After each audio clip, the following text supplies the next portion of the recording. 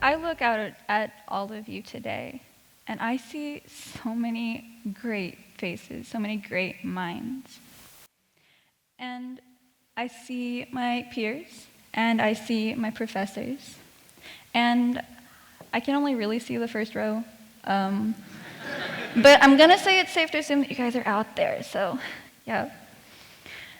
So I look out into the first row, and I see so many great minds. And because I think I'm funny, I'm going to try and inspire all of your great minds by telling you a story, a fairy tale, I suppose. The story of Big Oak and Crawling Oak. So Big Oak and Crawling Oak are two trees, and they're brothers.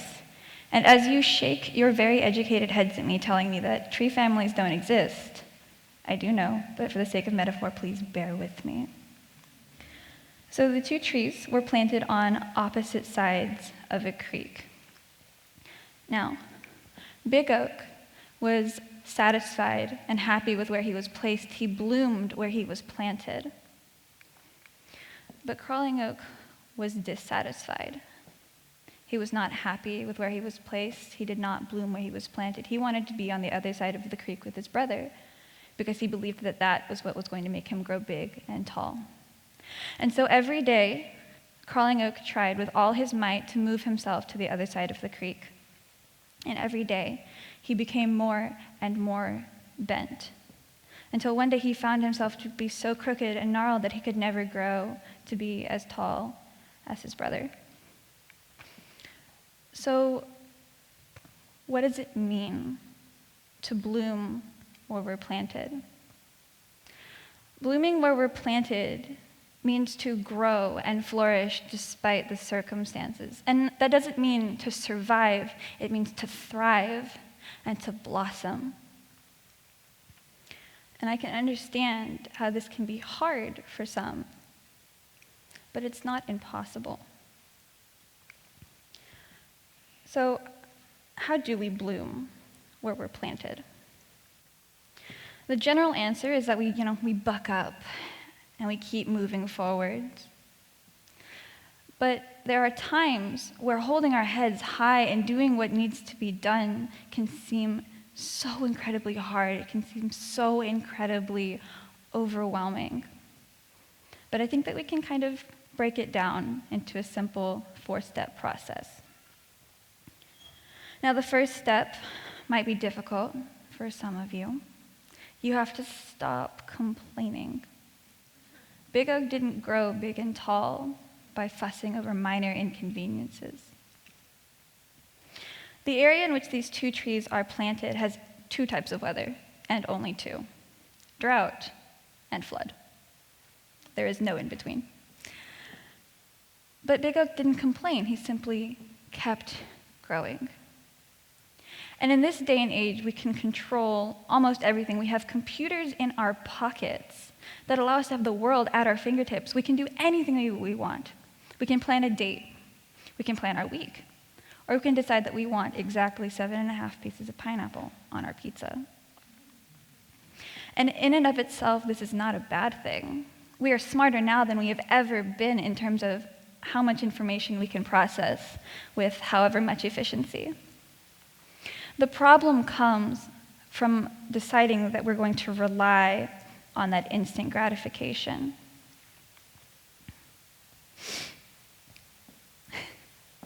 And when we rely on that instant gratification, we fool ourselves into believing that we can control everything around us. And it's almost amusing at how frustrated we become when we forget that that's not possible.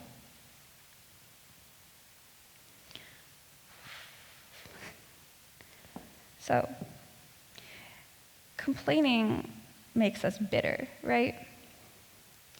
And when we can't control the world around us, that's exactly what we do. But the world keeps spinning whether we want it to or not. You're still going to get cut off in traffic. Yeah. It's still going to rain the second you step foot outside the door. You're still going to lose your job. And your addiction is still going to haunt you every single day. And I can tell you that it's not because the world is out to get you because, believe it or not, the world doesn't care. So when we complain, we are automatically making a situation we have no control over negative. And so we have to stop believing that we can control everything. We forget that we can't control everything. We also forget, though, that we can control ourselves. We have control over our own mindsets, over our own behaviors, over whether or not we believe that things can be better. The second step should come fairly naturally after the first. We have to look for cracks in the concrete. Now, plants such as flowers and trees are resilient and miraculous. They're almost heroic because they'll find the smallest ray of sunshine, the smallest drop of rain, and they'll use it to grow, even through concrete. Now, looking for the cracks means finding the good in every situation. And this should come naturally after the first step, because once we stop believing that growth is pointless, we can then begin to find the silver lining. And so for us, when we grow and we look for the cracks in the concrete, it can seem hard sometimes, because there are those situations that seem so dark. But when we look for the cracks, it is possible to find the good. And that good doesn't always hit us in the face. It's not always obvious, because not all situations are bad. Some situations are simply unideal. And when we find those unideal situations, we simply have to learn to accept them. But that alone is a mindset. But I refuse to believe that something as trivial as traffic or a wet blouse is really bad. Sure, they're no fun, but they're also not so hard to deal with. There are those situations, though, that are, such as joblessness and addiction. And in those, we really do have to find the good. And that good may not come from the situation itself. It's not like, hey, this joblessness is great for me, or hey, this addiction is great for me. It's a multi-step process, though. You lose your job, you look for another. You teach yourself to be persistent and creative and resilient. You struggle with addiction, you strive to overcome it. You teach yourself to be disciplined. You teach yourself to be humble and to ask for help and strive for better. And in that way, you find the good. And some may say that finding the cracks in the concrete, that looking for the good is going to gloss over negative situations. In discussing this, the concept of abusive relationships was brought to my attention. Because when people misuse this mindset, in abusive relationships, you find yourself staying in something you have no business being in because you believe your partner will change. And yeah, we find that little bit of good. But instead of using that little bit of good to grow, we use that little bit of good to ignore all of the harm that is being done to us. But it's situations like these that, again, are those multi-step processes, where it's not the situation that is good for us, but the departure from it that is. And it's those chronically terrible situations, like joblessness and abuse and addiction, that are those slabs of pavement that make the cracks specifically hard to find. But I have seen daisies move stone, and we are no different. The third step goes from looking outward into the world around you and looking inward and saying, what can I learn from this?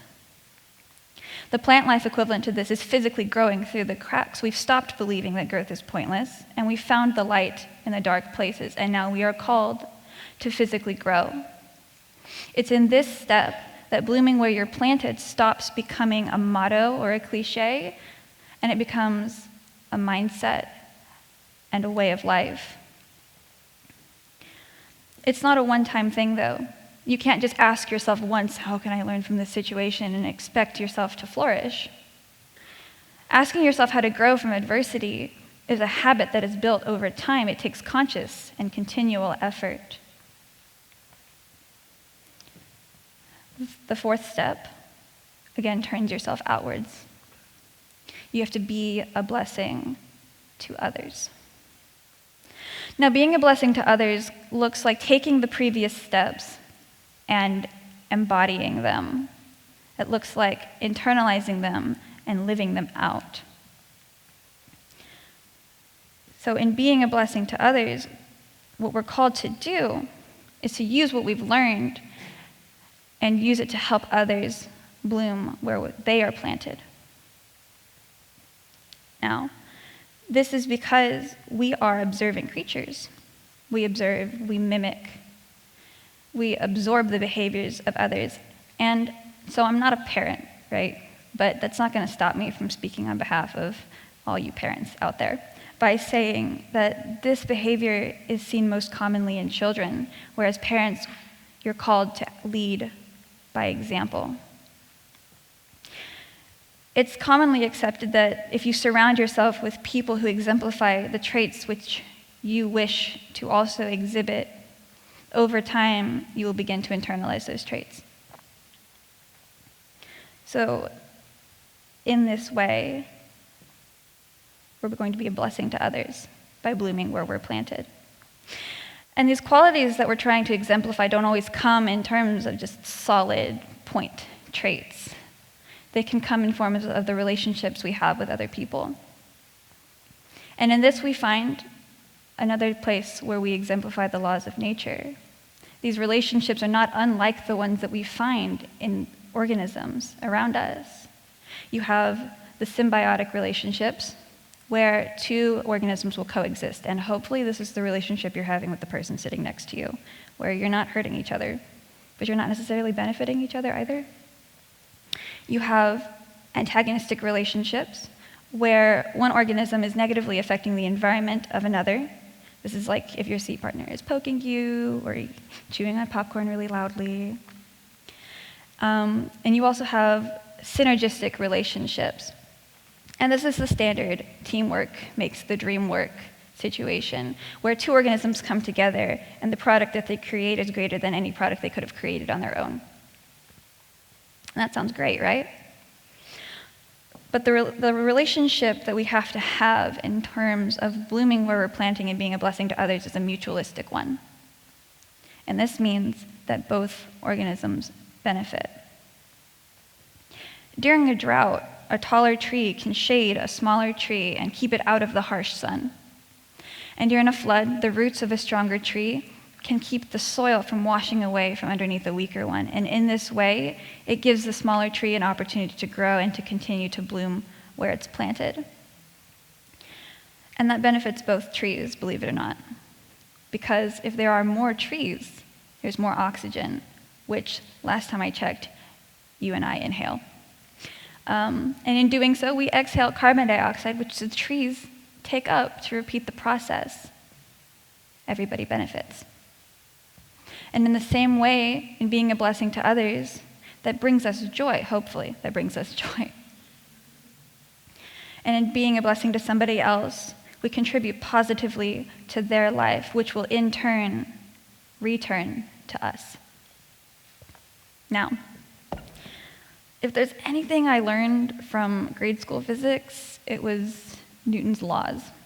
And I love using Newton's laws most of the time as a justification to not get out of bed in the morning. But it's a special occasion, so I'll make an exception. So Newton's first law, I'm sure many of you know it, states that an object in motion will remain in motion, and an object at rest will remain at rest unless acted upon by an opposite force. And here, again, we find ourselves exemplifying the laws of nature, where we will continue to do things the way we've always done them unless we're acted upon by an opposite force. And if you've not taken steps to bloom where you're planted, if you're not already blooming where you're planted, I hope that I can be your outside force. But I can only stand here and give you advice and guide you in the right direction. Beyond that, it's your responsibility. You have to take control over your own mindset. You have to take control over your own behaviors. You have to desire to change on your own. And I cannot express to you the importance of that desire. Wanting to change is the hardest part. It requires just as much, if not more, effort than the other steps. But it is nonetheless important. I had the opportunity, not too long ago, to attend an Alcoholics Anonymous meeting in support of a friend of mine. And at this meeting, I saw so many men and women receive chips in accordance to how long they had been sober. I actually got to see my best friend receive his 6-month chip. But what struck me the most was the concept of what they call a desire chip. Now, the desire chip represents someone's desire to take steps in their journey towards sobriety, and in this way, it is the most important chip that someone will ever receive. That being said, you have to stand up, and you have to take that chip. You have to take charge. You have to be your own outside force. I can't do it for you. And only after you take hold of that desire, only after you decide that you're going to bloom where you're planted and take steps towards doing so, can you take a step back and step into my shoes and try and be a blessing to others, try to inspire others. And I ask that you do that. I ask that you reach out to others and try to inspire them. I ask that you be the tree that keeps the other one from washing away. I beg you, I implore you to bloom where you're planted.